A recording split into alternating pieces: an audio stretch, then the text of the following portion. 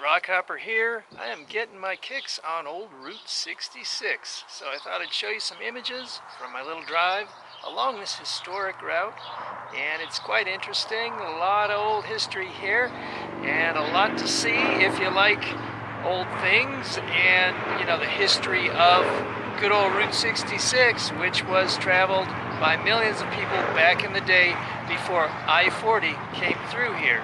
So it's even in John Steinbeck's novel about the farm workers and such lost all their hopes and dreams in the Midwest, so they headed west on old Route 66, what is now old Route 66. It was the main highway back then.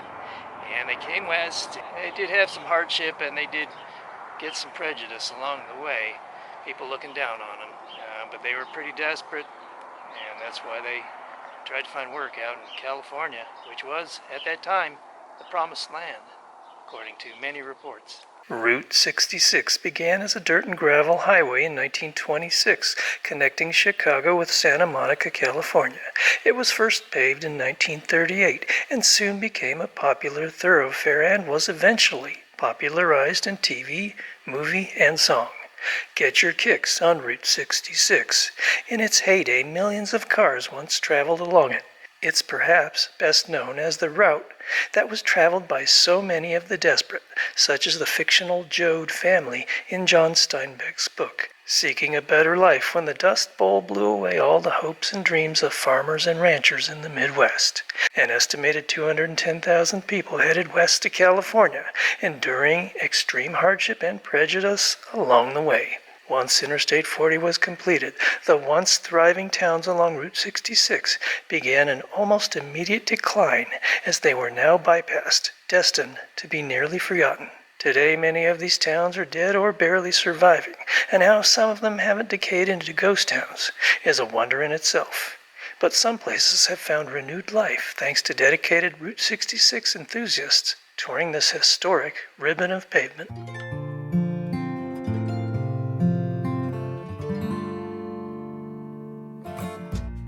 Well, I'm on a train,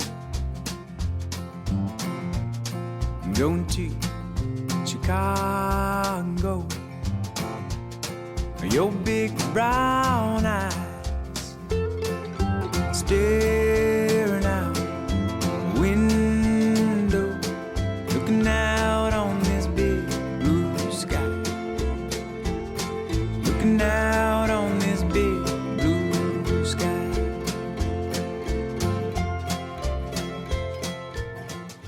Nearly a ghost town today, Ludlow was established as a railroad stop in the 1870s and became a popular refueling point for Route 66 travelers, as it offered food, gas, and lodging. This once thriving town, like so many others, became a casualty of the construction of the nearby interstate. Well, I'm on that plane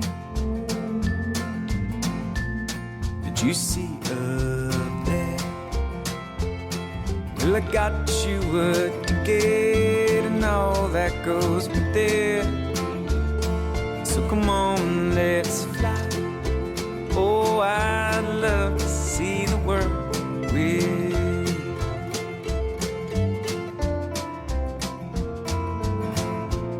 'Cause I've turned towards the east and I've come back west, but it just ain't the same in sunshine or rain. I'd love to see the world with you. Oh, I'd love to see the world with you.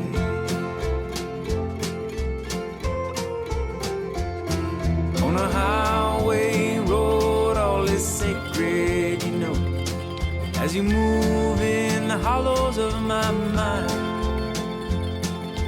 Only the stars know where we'll go. Why don't you come with me this time?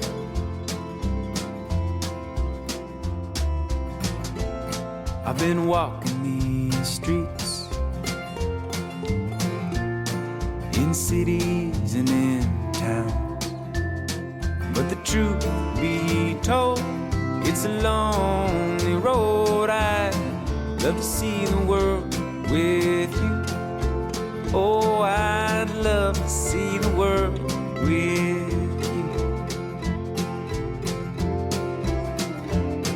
Well, let it be known I've survived on my own.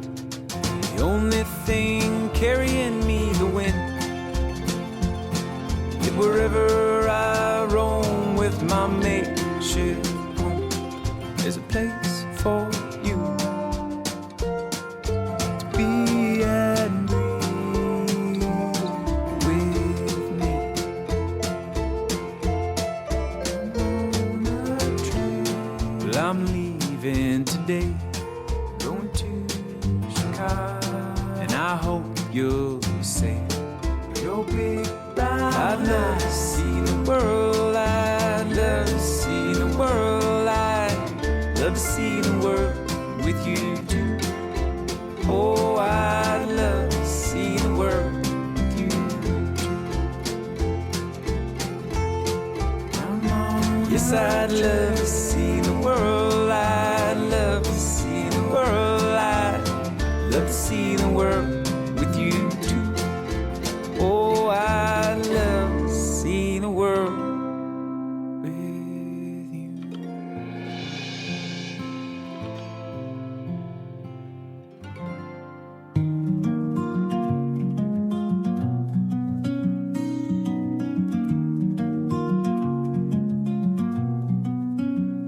Silent night, dark and clear, moonlight falls, whispers near. Feel the breeze on my face, horizon finds a place.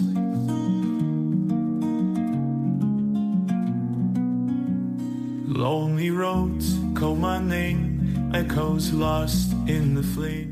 This is Ruben here at Valentine Station along Old Route 66, and he runs this place. What can you tell us about this? Old gas station built in 1945. It allows me an opportunity to meet people such as yourself. So we'll ring the bell here for everyone at the Rock Hopper Adventures. This bell's here for you. Hey, thanks, man. All right. Well, you also have a YouTube channel if anybody wants to check it out, right? Yeah, if you're into the old stuff, Route 66, life in an old gas station. It's Valentine Station, you know, and yeah. Centennial's next year, so maybe plan your trips. Get out on Route 66 if you can, in your state if you have a section. In the quiet I can hear all the voices disappear. Just my heart strong and true. Here I stand just for you. Mountains high, valleys low. Feel the earth, let it show. Through the fear, through the pain. In your eyes I am safe.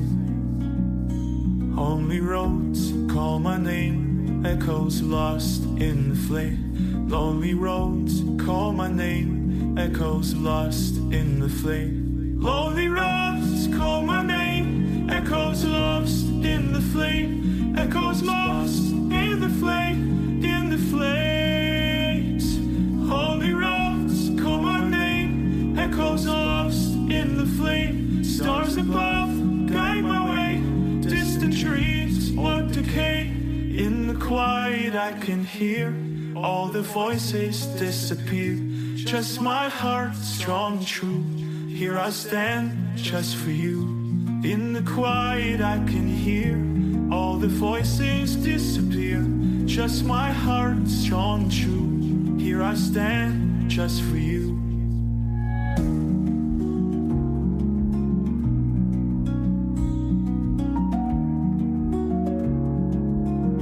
This is probably one of the older structures from around this area.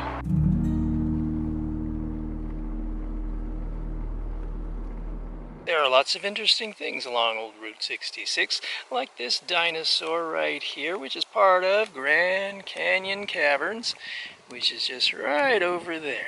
Cavern tours are temporarily unavailable as they upgrade the elevator. But you can come out here and have fun looking at the dinosaurs. Or like so much of the rest of Route 66, you can check out the old structures, old gas stations over there to the right, old fire trucks, and of course, old vehicles. There's also a little museum here if you want to come and check it out. This is Seligman, Arizona, where you might find a lot of historic and fun sort of things. It's a town that was revived. That looks like me in the morning.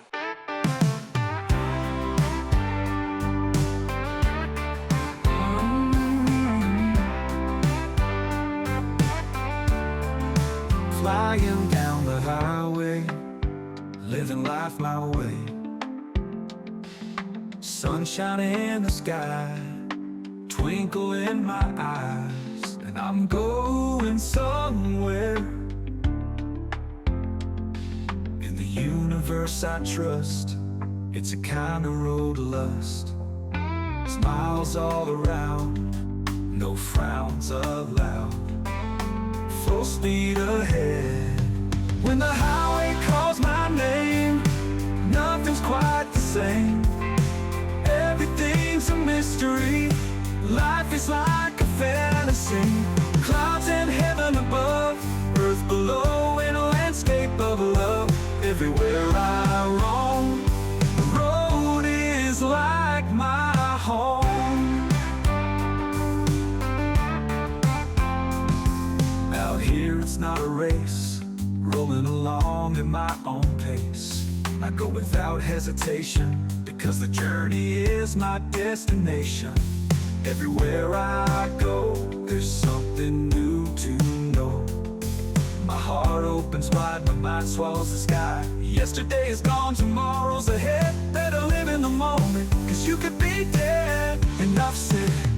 When the highway calls my name, nothing's quite the same. Everything's a mystery. Life is like a fantasy. Clouds in heaven above, earth below, in a landscape of love. Everywhere I roam, the road is like my home. Moving along, singing this song. Something tells me I've got it going on. When the highway calls my name, nothing's quite the same. Everything's a mystery. Life is like a fantasy. Clouds in heaven above, earth below, in a landscape of love. Everywhere I roam, the road is like my home. Oh yeah. Everywhere I roam, the road is like my home. Yeah, yeah, yeah. Everywhere I roam, the road is like my home. My home. This is Eileen in Seligman, and you have a shop here. What's the name of your We're shop? called the Route 66 Hippie Cricket. Cool. And what possessed you to come from Phoenix and buy a business here? I actually relocated up here with my parents with our antique appliance business because I was their only employee and they were going to need the help. What else do you do in town? I also do the fire department dispatch. We are all volunteer. I actually carry some items to sell for them to put back into our station and our equipment. I take care of our kids too. We've got twin 4-year-old boys and definitely a handful, but fun. Good thing we live in Radiator Springs because they get to grow up in the cars town.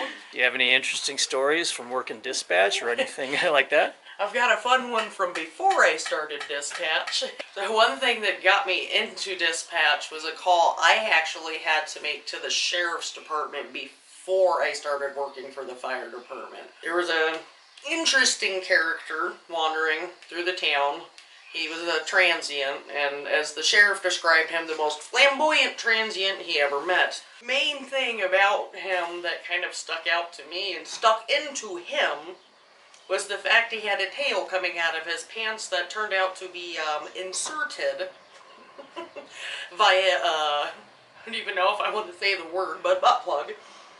And trying to describe it to the dispatcher, who had to put me on hold multiple times because I guarantee he was dying laughing, that they did confirm I was correct, and the officer came back to let me know.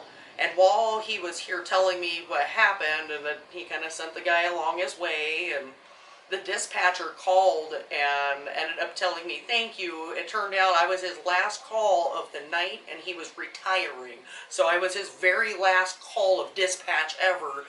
And that kind of, I was like, well, I know the fire department here needs a dispatcher. Maybe I could get some silly calls like that. And then I'm still helping out the community when it comes to medical. And yeah, wasn't expecting the officer to come back and be like, yep, you were right.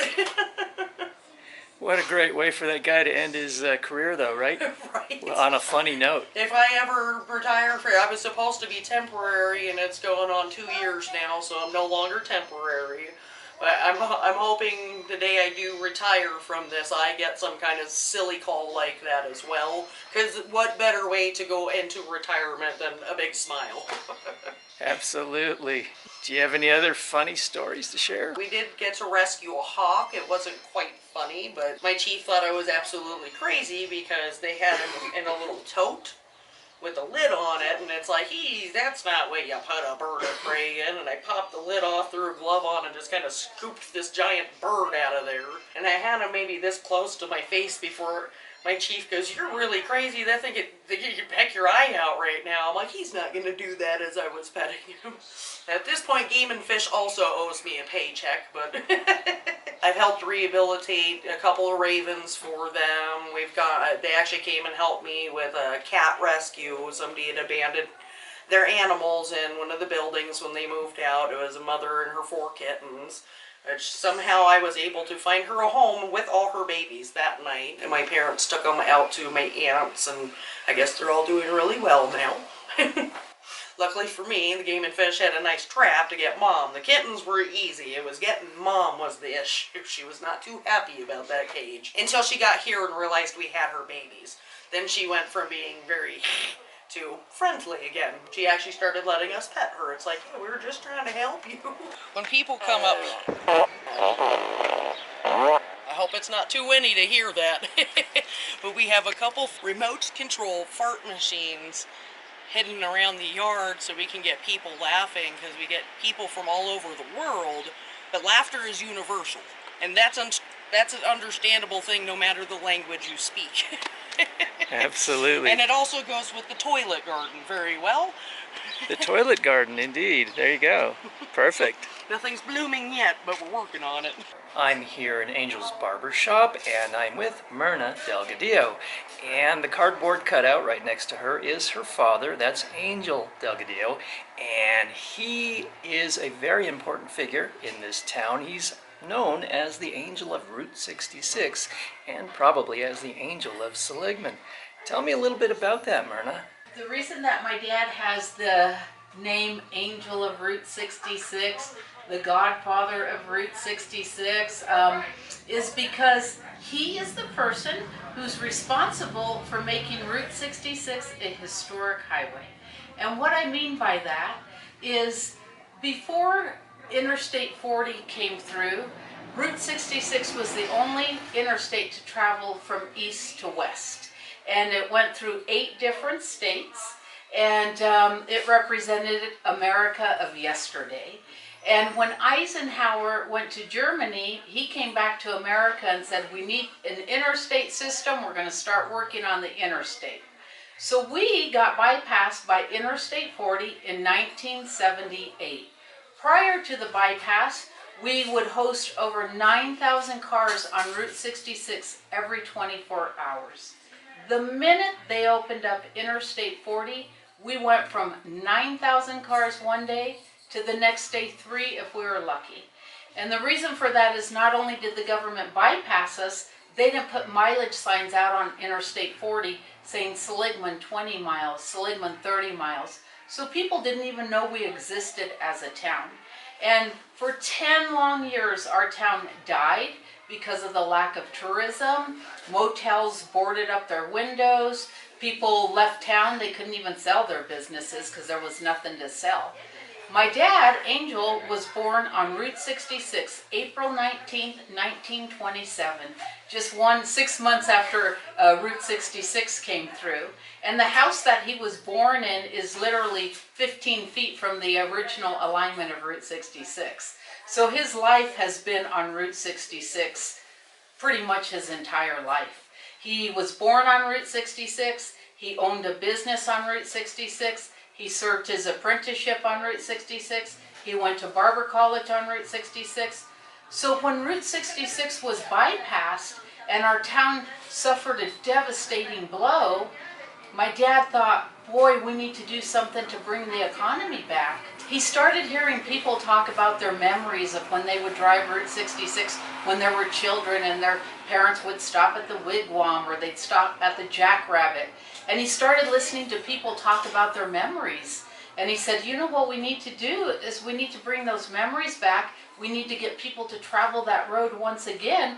So he had a very bright idea, and that bright idea was to make Route 66 a historic highway. Because when Route 66 became decommissioned, when they said no more Route 66, they wipe you off the maps, they take the signs off the road, so you're literally forgotten. And my dad talks about how for 10 years we were literally forgotten. So for 10 years, anyone who would sit in my dad's barber chair, get a haircut, or play pool in our pool hall, which is now our gift shop, my dad would tell them, I have an idea. I have an idea. And after 10 years of talking about his idea, one day he said, you know what? I'm going to go talk to people in other communities. He and my mom jumped in the LTD. They cruised down Route 66 to the Grand Canyon Caverns, to the Wallapai Nation, to Kingman, Arizona, and they talked to people along the road who own businesses. And people along the road who own businesses told my dad, Angel, you have a very good idea. Yes, you should make Route 66 historic. So my dad came back. He was very excited. He got a letter from the vice president of the Chamber of Commerce telling him, I think that's a great idea. So my dad called a meeting. 15 people showed up to his meeting. At that meeting, they assessed themselves $10, and my dad and 15 other people formed the Historic Route 66 Association of Arizona. That is the grassroots organization to give Route 66 its rebirth. It's the first organization in the United States of America, in the world. You know, now there's associations in Canada, Germany, Japan, France, all over the world, Route 66 associations, all over the world. But the first association began here at Angel's Barbershop, where he came up with the idea. And now people come from all over the world to visit Route 66. And America of yesterday is alive and well. People are traveling the road. And people from other countries tell us, when we come and we travel Route 66, that's what we thought America to be. So Route 66 is a part of our history. It's where our country has come from. It's a good example of where our country is going. So it's very important for us here at Angel and Vilma's original Route 66 gift shop to follow in my father's footsteps and those other people who formed that association to continue to preserve, promote, and protect the Mother Road. Because without the Mother Road, we don't know what our future holds.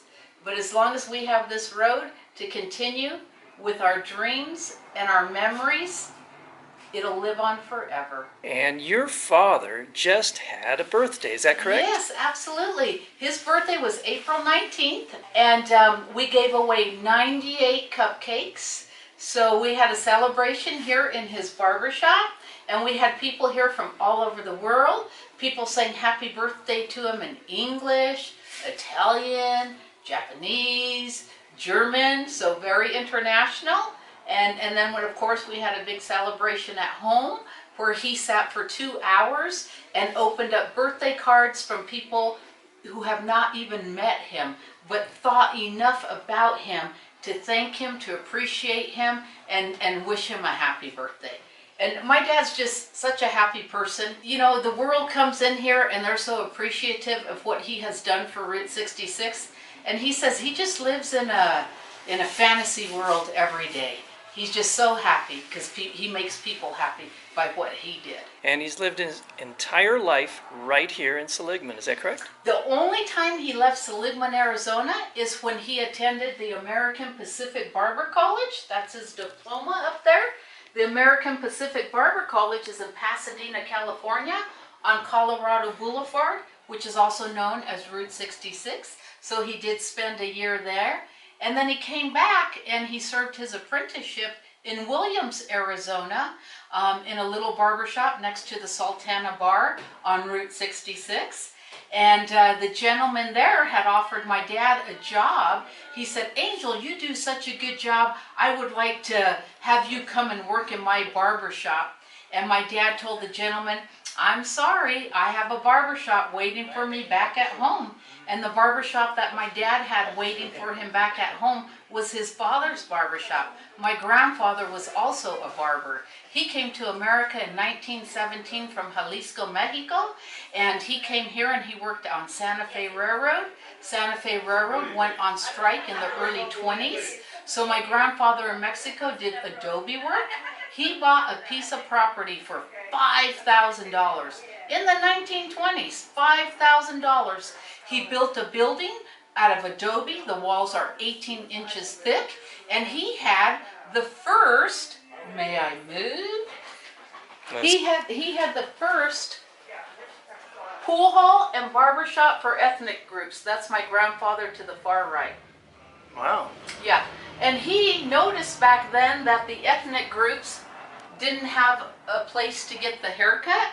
So my grandfather became a self-taught barber. He built a wooden chair that he had at the front of the building to give haircuts. He had pool tables in the building, and in the back room was a poker room.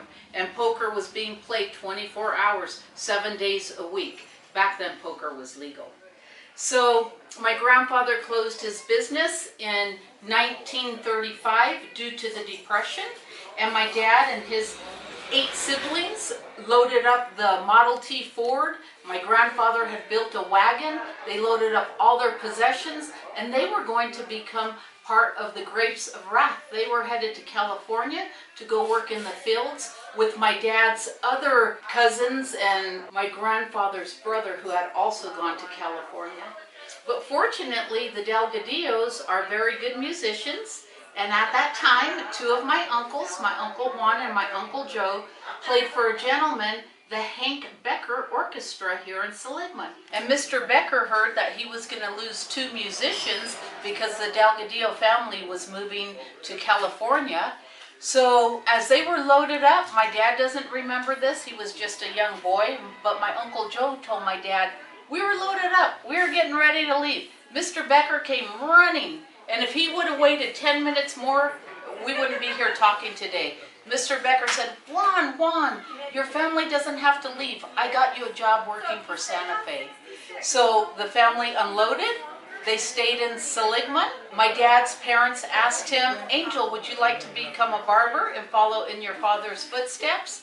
And my dad said yes. So as a sophomore in high school, the old barber chair my grandfather had purchased in 1926 for $194 was sitting in the family's living room.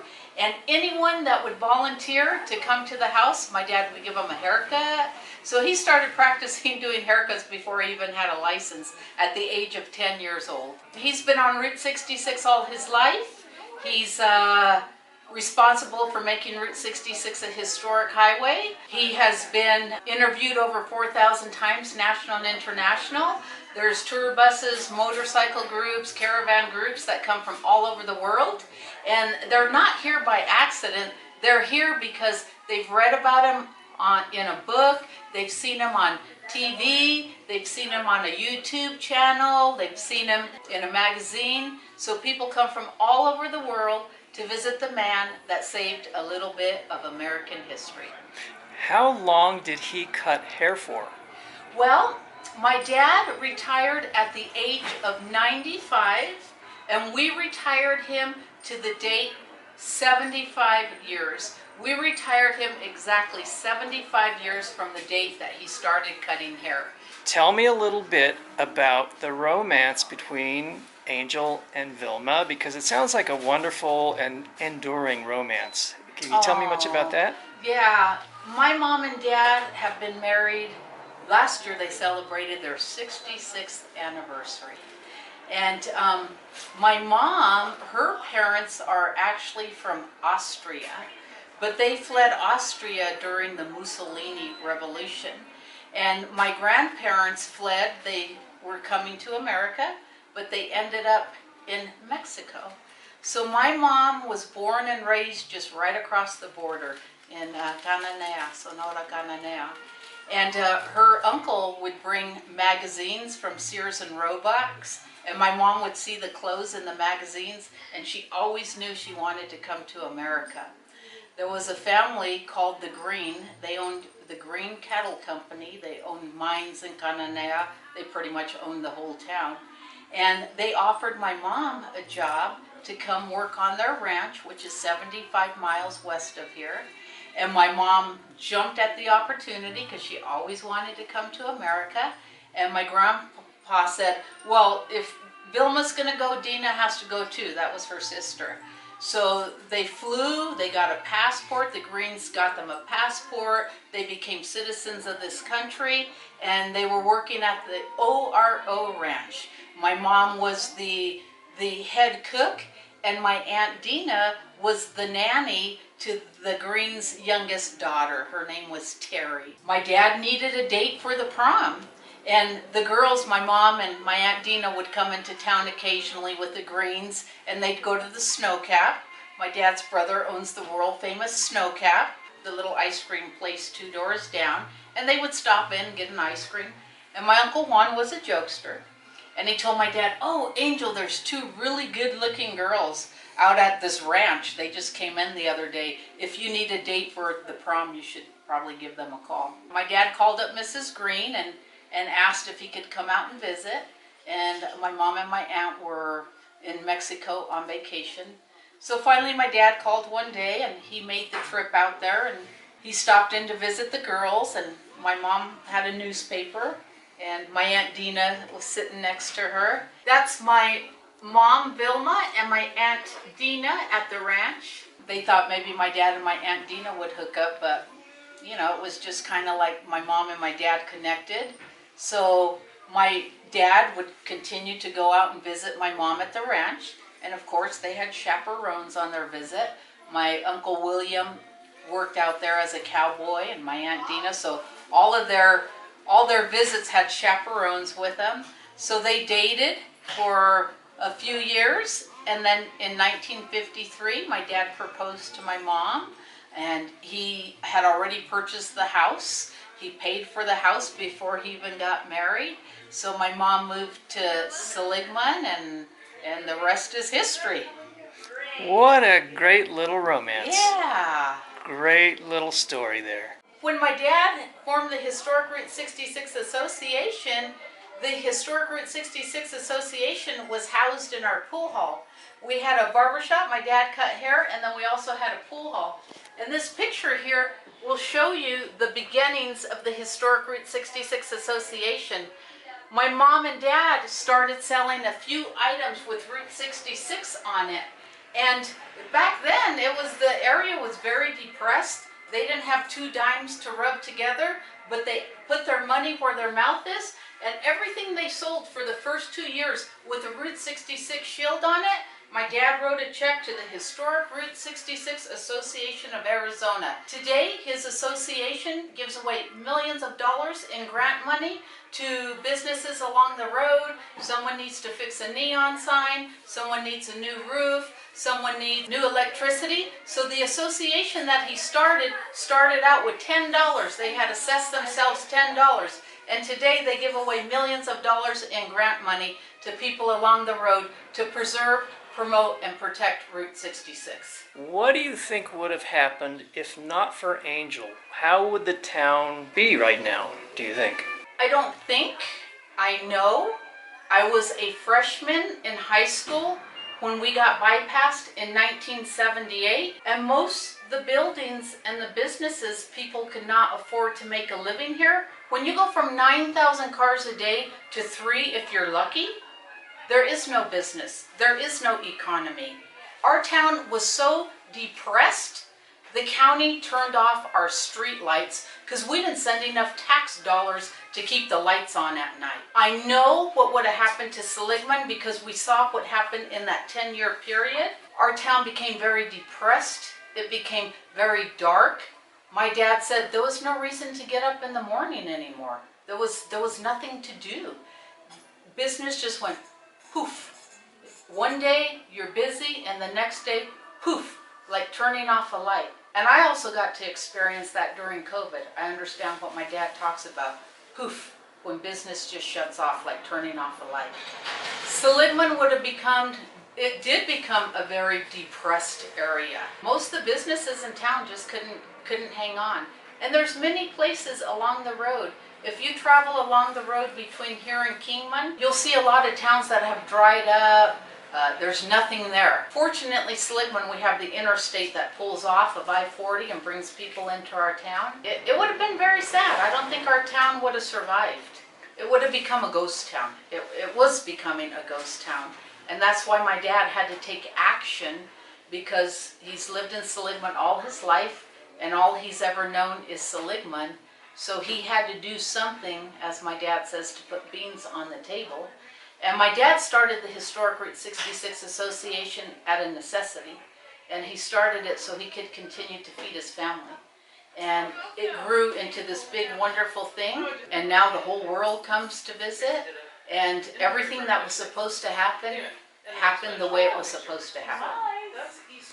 Yeah, so your dad, he was the angel that saved this town. My dad is the man that saved not only this town, but saved a piece of American history. My dad saved Route 66. My dad saved America of yesterday. And that's why Angel Delgadillo is the angel of Route 66. We are the original Route 66 gift shop.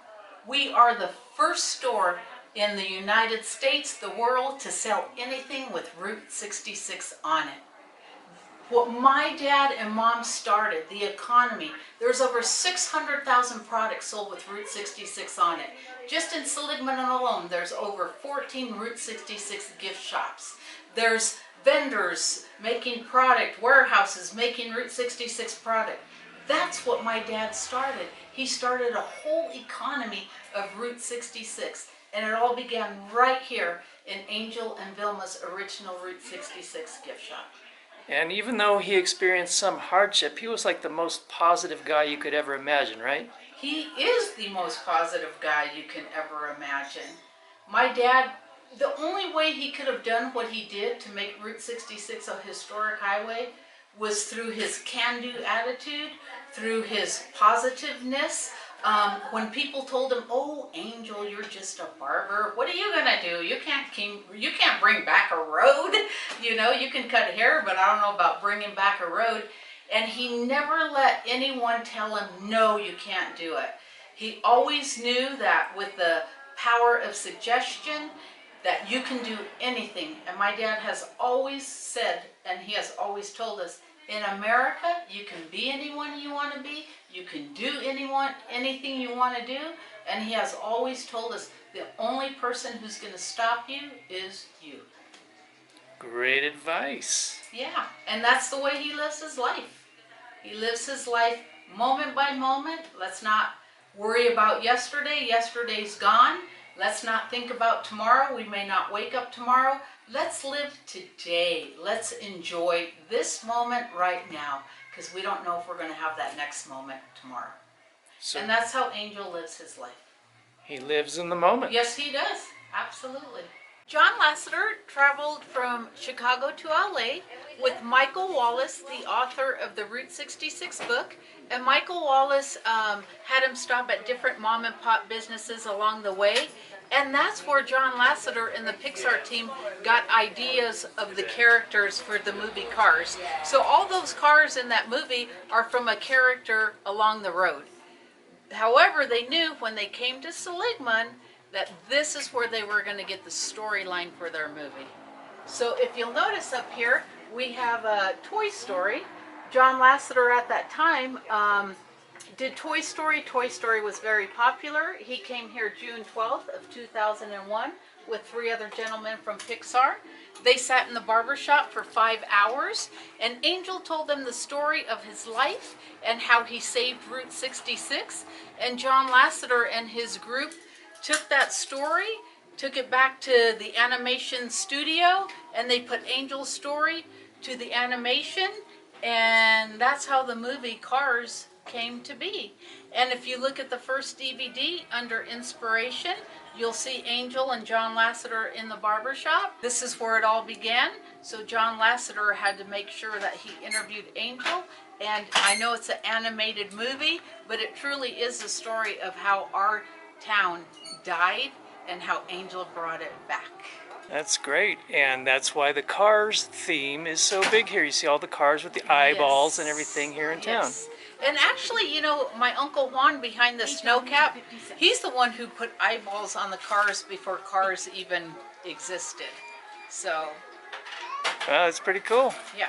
So Pixar does get ideas from different people along the way, but they do tweak things. They made us sign a contract that say we would make no money off the animated movie Cars from here to infinity.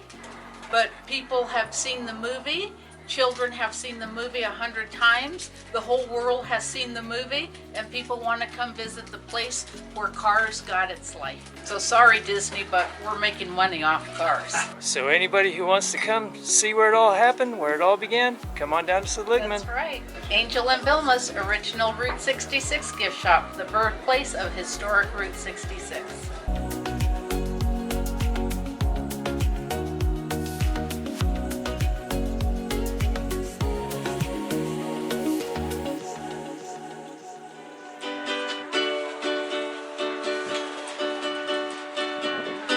Well, it looks like there is no choice but to get on the 40, because if I go past it, it just goes down to this dead-end road right here, and that is the end of old Route 66, the section here in Arizona. Now, there are more pieces of Route 66 in different states, but I think that's where this will end for now. So on to Interstate 40, I-40, and that pretty much concludes it, although I might have a little bit extra to show you coming up.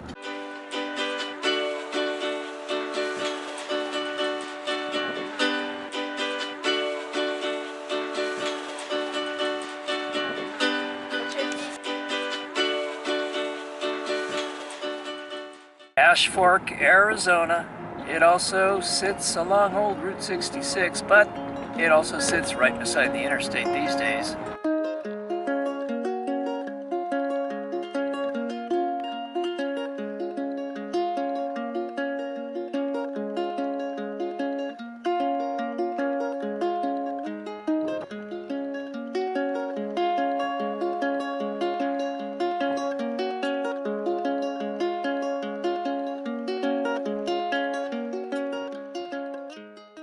Here's a quick glimpse of Williams, Arizona, that was also on old Route 66.